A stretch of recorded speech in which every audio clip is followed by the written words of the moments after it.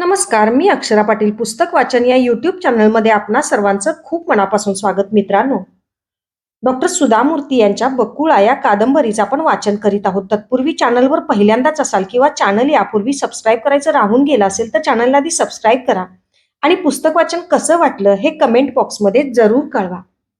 भाग 28. संध्याकाळी श्रीकांत जेव्हा घरी निघाला तेव्हा त्याच्या मनात बिझनेसचेच विचार घोळत होते. कंपनीच्या लेटेस्ट सेल्स आणि बजेटचे आकडे त्याच्या मनात पिंगा घालत होते. रोड शो पुढे ढकलण्यात आला होता. कॉम्प्युटर मार्केटची घसरण चालू होती. त्याला ताबडतोब अमेरिकेला जाऊन तिथे कमीत कमी 3 आठवडे राहावे लागणार होतं. तिथल्या मॅनेजर्स आणि बँकर्सना भेटून बाजाराच्या परिस्थितीचा अंदाज घ्यावा लागणार होता.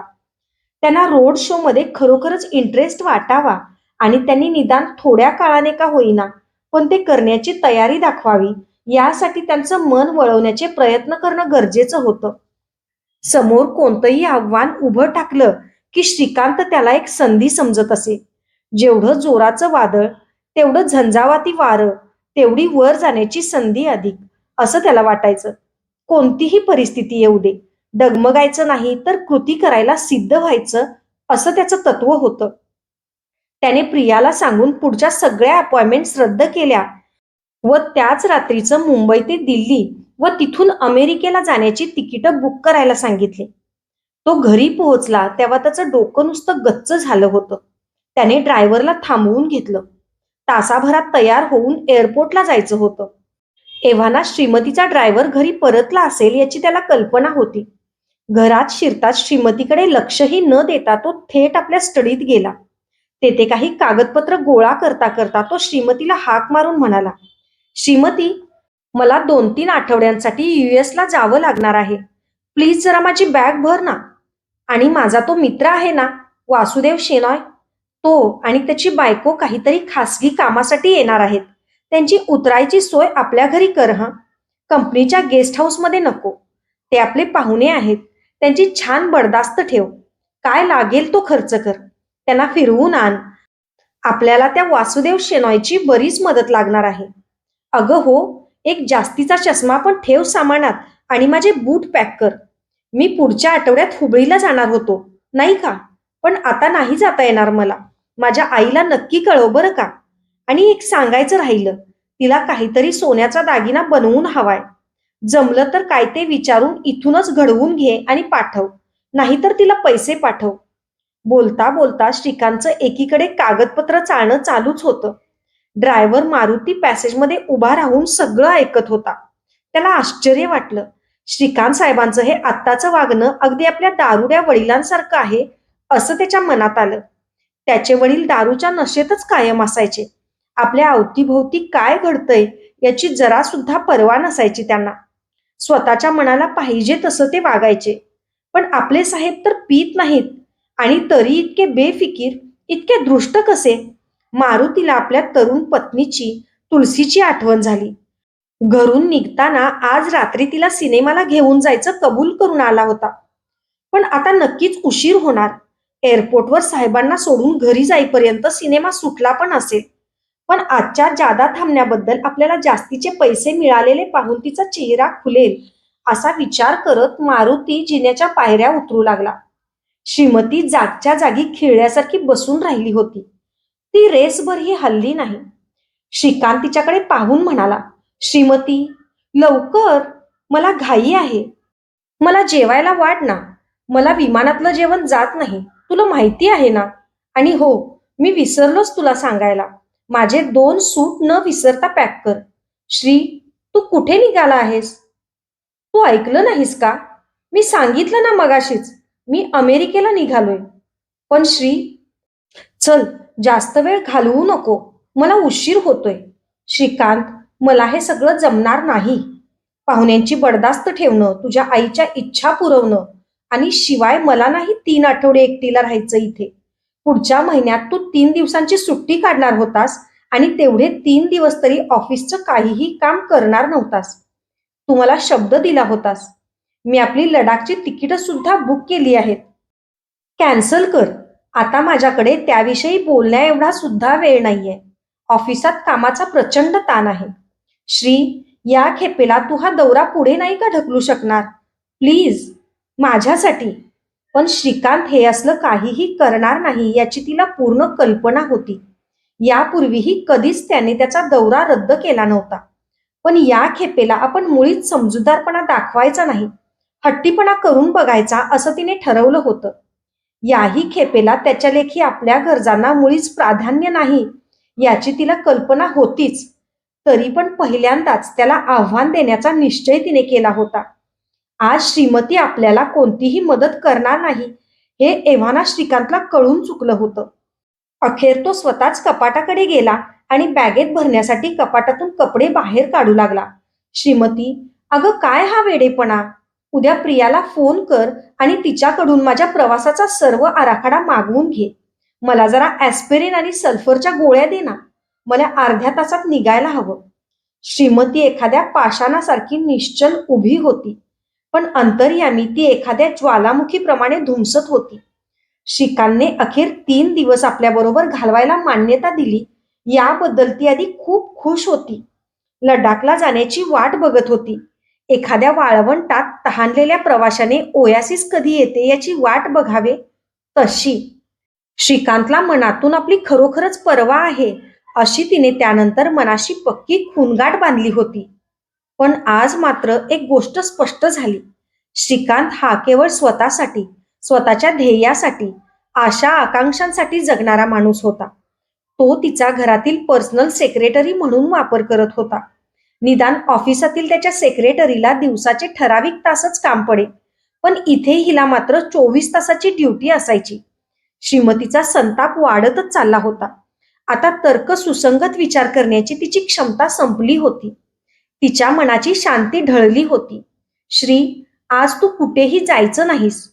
तू नेहमी फक्त स्वतःचा विचार करतोस. तू बुद्धिमान आहेस, पण तुझ्याकडे इमोशनल कोशंट अजिबात नाही. तू इतका स्वार्थी आहेस की तू फक्त स्वतःच्या पोझिशनचा विचार करतोस, तुझ्या कंपनीचा आणि तुझ्या आईचा विचार करतोस. तू मला कधी रक्तामासाचं माणूस असल्यासारखं वागवतच नाहीस. मला कशामुळे दुःख होतं, कशामुळे आनंद होतो याचा कधीच विचार करत नाहीस. मी एखादं यंत्र असल्यासारखं वागवतोस तू मला. श्रीकांत एकीकडे बॅग भरत होता. तू सगळ्या जगाला अपॉइंटमेंट्स देतोस, फक्त मलाच देत नाहीस. माझी एखादी अपॉइंटमेंट मिळण्याएवढी पण योग्यता नाही का? माझ्या बाबतीत तुझं काहीच कर्तव्य नाही का?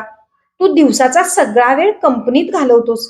रात्रंदिवस तुझ्या मनातही फक्त कंपनीचा विचार असतो. मग माझ्यासाठी काय शिल्लक उरणार? प्रत्येक वेळेस तू मला खोटी वचनं देतोस आणि मी तुझ्यावर विश्वास ठेवते. तुझ्या आईला पैसे पाठवायला मी काय बँक किंवा पोस्ट ऑफिस आहे का? माझं तुझ्या आईशी असलेलं नातं तुझ्या माध्यमातून आहे. पण तुला जर माझी पर्वा नसेल, तर मी तरी तिची पर्वा का करावी? श्री, मला आत्ताच्या आत्ता एक गोष्ट सांग. तुझ्या दृष्टीनं अधिक महत्वाचं कोण आहे? तुझी पत्नी का तुझी नोकरी? आपल्या हृदयाला विचार आणि मला सांग. श्रीकांतने तिच्याकडे पाहिलं सुद्धा नाही. एखाद्या व्यक्तीची किंमत नेहमी आणीबाणीच्या प्रसंगीच कळते. ती वेळ आता आलेली आहे. आत्ताच काय तो निर्णय तुला घ्यायला हवा. आत्ता या क्षणी. श्रीमतीचा तोल ढळत चालला होता. तिने त्याचा शर्ट ओढला आणि त्याची सुटकेस दूर ढकलली. ती धक्क्याने जमिनीवर पडली आणि आतील गोष्टी जमिनीवर पसरल्या. आपल्या रागावर काबू आणायला श्रीकांतला प्रमाणाबाहेर कष्ट पडत होते. श्रीमती, या असल्या मूर्खपणाचा माझ्यावर काही परिणाम होणार नाही. मला काही प्रवासाला जायची हौस नाही. पण माझ्या कामाचा तो भाग आहे. मला पाठिंबा देणं, आधार देणं हे खरं तर तुझं काम आहे. पण तू आत्ता भावनेच्या आहारी जाऊन वेड्यासारखी वागत आहेस. तू तुझा पण वेळ वाया घालवते आणि माझा पण मोलाचा वेळ घालवते आहेस. मला अजून कितीतरी गोष्टी करायच्या आहेत. आधीच केवढा उशीर झालाय मला. प्लीज, मला जाऊ दे. आता मात्र श्रीमतीचा धीर सुटला आणि ती हमसाहमशी रडू लागली. त्यांच्या संसारात ती स्वतः खूप दुःखी आणि असमाधानी होती. पण त्या उलट स्वतःच्या नोकरीत तो मात्र पूर्णपणे खुश होता. त्याबद्दल तिला त्याचा राग येत होता. आपल्यासारखं त्याने पण असमाधान प्रकट करावं असं तिला वाटत होतं. एखाद्या माणसाप्रमाणे सहज स्वाभाविक प्रतिक्रिया त्याने द्यावी एवढीच फक्त तिची अपेक्षा होती. श्री, तुला जर असं वाटत असेल की तुझ्या वेळाचं मोल माझ्या वेळाच्या मोलापेक्षा जास्त आहे, तर मी तुला जाऊ द्यायला तयार आहे. आपल्या या संसारात माझी भूमिका नक्की कोणती आहे? जरा विचार कर. आजपर्यंत नवरा म्हणून कोणती जबाबदारी पार पाडली आहेस? तुझ्या आईने तरी या कुटुंबातील एक प्रमुख व्यक्ती म्हणून कोणती जबाबदारी निभावली आहे? तुझ्या कंपनीबाबत सगळी कर्तव्य तू चोख पार पाडतोस, कारण त्याबद्दल तुला पगार मिळतो, समाजात प्रतिष्ठा मिळते. एक नक्की काय ते ठरव. तुझ्या पत्नीबद्दलही तुझी काही कर्तव्य आहेत, जबाबदारी आहे. जर तू ती पार पाडणार नसशील, तर मी या घरात राहणार नाही. श्रीमती हे सर्व बोलत असताना तिने त्याचा हात घट्ट पकडून ठेवला होता. गंगाकांविषयी इतकं उघडपणे श्रीमती पहिल्यांदाच बोलली होती. तिची मानसिक स्थिती आता इतकी दोलायमान होती की श्रीकांतने स्वतःला कंपनीला वाहून घेतला आहे, आपल्याकडे तो दुर्लक्ष करतो आहे, या मुद्द्यांमध्येच तिनं हा गंगाकाचा मुद्दाही मिसळून गोंधळ निर्माण केला होता. तिचं बोलणं मुळीच तर्कसुसंगत नव्हतं. ते दोन्ही मुद्दे अगदीच वेगळे होते. ती विषय सोडून काहीही बोलत सुटली होती आणि श्रीकांतला ही गोष्ट समजू शकत नव्हती. त्याचं लक्ष घड्याळाकडे गेलं. चांगलाच उशीर झाला होता. फ्लाईट चुकण्याची चिन्ह स्पष्ट दिसत होती. आता खरं तर बायकोशी भांडण्यात वेळ घालवणं त्याला मुळीच परवडण्यासारखं नव्हतं. आपला हात जबरदस्तीने तिच्या हातातून सोडवून घेत तो म्हणाला, श्रीमती, अगं तू हे काय बोलते आहेस? जरा नीट विचार तरी कर. मी काय तिकडे मजा मारायला जातोय का मला पैसे जास्त मिळणार आहेत? श्रीमती, मी तुझ्याशी प्रतारणा करत नाही. अगं तू माझ्यापेक्षा बुद्धिमान आहेस असं सगळं जग म्हणतं. जरा डोकं शांत ठेवून नीट विचार कर आणि मग तुला जे काय योग्य वाटेल ते कर. मी आता निघालो. श्रीकांत न जेवताच बॅग घेऊन निघाला. श्रीमती सुन्न होऊन जागच्या जागी खिळल्यासारखी स्तब्ध उभी राहिली. तो एक वेळ भांडला असता, त्याने अपशब्द वापरले असते तरी चाललं असतं, पण त्याचा हा थंडपणा त्रासदायक होता. बाकीच्या लोकांना काय वाटेल याचा विचार न करता ती पळत पळत बाल्कनीत गेली. तो बिल्डिंगच्या बाहेर पडत होता. ती मोठ्यांदा ओरडून म्हणाली, मी महिनाभर घरी असणार नाही. तुझ्या पाहुण्यांची खातिरदारी मी अजिबात करणार नाही. श्रीकांतला तिचं हे बोलणं ऐकू गेलं, पण तरीही त्याने काहीही प्रतिक्रिया दाखवली नाही. त्याने मारुतीला गाडी एअरपोर्टकडे घ्यायला सांगितली. तिचा राग शांत झाला की ती नेहमीप्रमाणे सगळे आपली कामं पार पाडेलच, याची त्याला पक्की खात्री होती. तिची ती सवयच बनून गेली होती. तो जे काही सांगेल ते ती आज्ञाधारकपणे पार पाडत असे. भाग 29. श्रीमती समुद्राकडे टक लावून बघत बसली होती. दुःख, वेदना, भय, आशंका अशा विविध भावनांच्या लाटांनी तिला घेरलं होतं. तिने कितीतरी वाद घातला होता, विनवण्या केल्या होत्या, पण त्याने काहीही पर्वा केली नव्हती. लक्ष दिलं नव्हतं. ती मटकन खाली बसली. तिच्या अंगातली सगळी शक्तीच नाहीशी झाली होती. आजवर तिने इतका स्वार्थत्याग केला होता, त्याचं काय फळ मिळालं होतं? काहीही नाही. स्वतःसाठी तिला त्यातून काहीच मिळालं नव्हतं. श्रीकांतला तिच्या त्यागाचं काळीचंही कौतुक नव्हतं. त्याचा वेळ बहुमूल्य होता, त्याचं कामही महत्वाचं होतं, त्याचा दौरा महत्वाचा होता.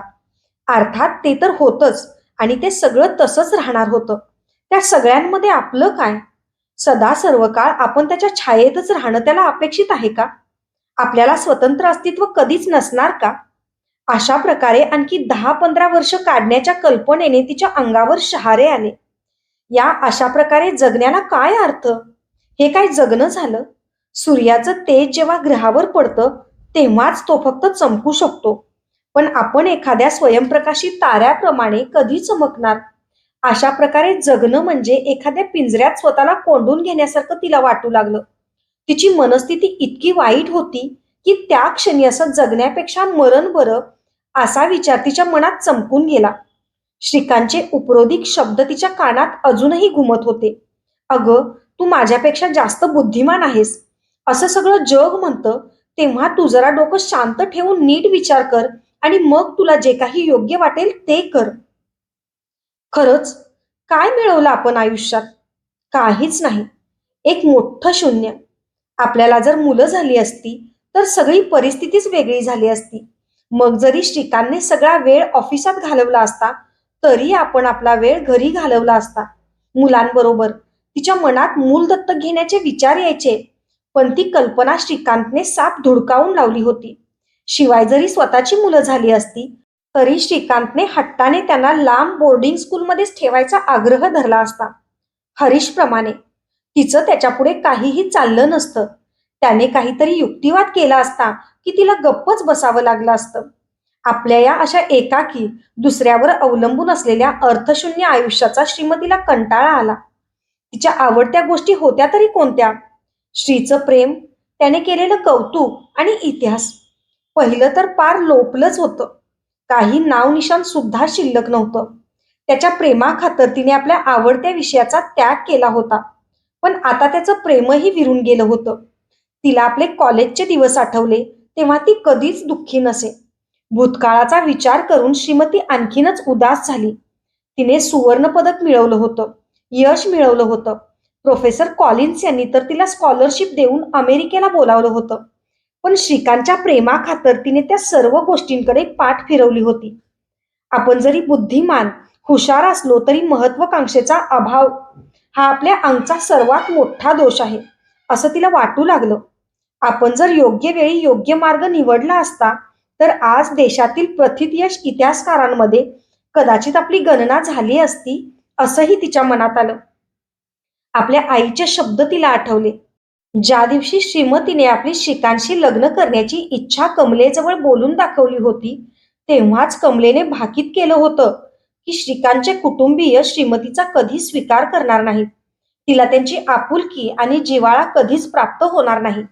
एवढंच नाही तर श्रीकांत नेहमी आपल्याच माणसांची बाजू घेईल. रक्त हे पाण्यापेक्षा घट्ट असतं, ही गोष्ट खरीच आहे. श्रीकांतपाशी श्रीमतीने त्याच्या आईबद्दल एवढीशी कुरकुर केलेली सुद्धा त्याला खपत नसे. गंगाकांनी आजवर श्रीमतीला कधीच काही आणलं नव्हतं. पण त्याविषयी श्रीमतीने तोंडातून एक अक्षर जरी काढलं तरी श्रीकांत ते उडवून लावायचा. तो म्हणायचा, तुला काही कमी केलंय का? माझ्या गरीब बिचाऱ्या आईने कशाला तुला काही घ्यायला हवंय? श्रीमती असं म्हणण्यामागच्या तिच्या भावना त्याला कधीच नीट समजावून देऊ शकली नाही. त्याला काही समजू शकलंच नसतं किंवा कदाचित त्याने मुद्दामच न समजल्यासारखं दाखवलं असतं. पण आपल्या आईचं काही चुकलंय हे त्याने कधीच मान्य केलं नसतं. श्रीमतीला गंगाकांनी आपल्यासाठी काही पैसे खर्च करावेत असं वाटत नव्हतं. प्रश्न पैशांचा नव्हताच. प्रश्न प्रेमाने काहीतरी भेट देण्यामागच्या भावनेचा होता. अगदी कधी काळी गंगाक्काने तिच्यासाठी काही विकत आणलंच तर ती मुद्दाम त्यावरील किमतीचं लेबल तसंच ठेवायची. ती श्रीमतीविषयी चार लोकांच्याच श्रीमतीला ऐकू जाईल अशा आवाजात म्हणाली होती. नाहीतरी तिला काही मूल नाही की बाळ नाही आणि माझा मुलगा म्हणजे तर तिच्या मालकीची सोन्याची खाणच आहे. ती जे काही म्हणेल ते तो ऐकतो. वास्तवात श्रीकांत अगदी धूर्त आणि व्यवहारी होता. श्रीमतीला त्याची पुरेपूर जाणीव होती. आपण जोरू का गुलाम असल्याचं सोंग तो उत्तम वठवत असे. कोणत्याही बाबतीत अखेरीस त्याने घेतलेला निर्णय अंतिम असे आणि तिला त्याचंच ऐकावं लागे. पण जाऊ दे, उगाच दुसऱ्यावर कशाला ठपका ठेवायचा? श्रीमतीच्या मनात आलं, जर आपल्याच पतीला आपली पर्वा नाही तर दुसऱ्या कुणाला तरी का असावी? त्या दोघांमधील भांडणाचा प्रसंग आणि तेव्हाचं संभाषण श्रीमतीला पुन्हा पुन्हा आठवत राहिलं. श्रीकांत म्हणाला होता, तू नीट विचार कर आणि मग तुला जे काय योग्य वाटेल ते कर. त्याचे ते शब्द इतके थंड, इतके कठोर भासले होते तिला. श्रीकांतला आपल्या पत्नीच्या बुद्धिमत्तेचा नक्कीच अभिमान वाटत असेल असं तिला वाटलं होतं. पण आता तो तिची चेष्टा करत असल्यासारखं तिला वाटलं. हे तो आपल्याला दुखावण्यासाठी तर म्हणाला नसेल. आणि जर तसं असेल तर आपण या घरात तरी कशाला राहायचं? घर म्हणजे काही नुसत्या चार भिंती नव्हेत. जेव्हा त्यात प्रेम, माया, ममता भरलेली असते तेव्हाच त्या घराला घरपण येतं. पण तेच जर आता शिल्लक उरलं नसेल तर मग हे घर सोडून गेलेलंच बरं. पण आपण जाणार तरी कुठं? आपण हुबळीला परत गेलो तर आपल्या आईला दुःख होईल. पण कुठेतरी तर जायलाच हवं होतं. त्याशिवाय जीवाला शांतता मिळाली नसती. अभ्यासपूर्ण वातावरण जिथे असेल अशा ठिकाणी आपल्या मनाला नक्की शांती मिळेल याची तिला कल्पना होती. आपण परत एकदा विद्यार्थी व्हावं आणि मोठमोठ्या गुरूंच्या सहवासात अभ्यास करावा असं तिला वाटू लागलं. मध्यरात्र उलटून गेली होती.